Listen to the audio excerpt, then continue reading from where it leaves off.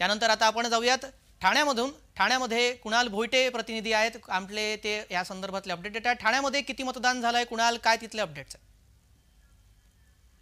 27% जे मतदान आहे ते ठाण्यामध्ये एक पर्यंत झालेलं आहे आणि हा मतदानाचा आकडा वाढवण्यासाठी आता उमेदवार जे आहेत ते बाहेर पडलेले आहेत। आपल्या कार्यकर्त्यांना, सर्वच मतदारांना मतदान केंद्रापर्यंत घेऊन जाण्याचं आवाहन करतायत। त्याचप्रमाणे सर्वच मतदारांना आवाहन प्रत्येक उमेदवाराकडून, त्याचप्रमाणे त्यांच्या कार्यकर्ते पदाधिकाऱ्यांकडून करण्यात येत आहे।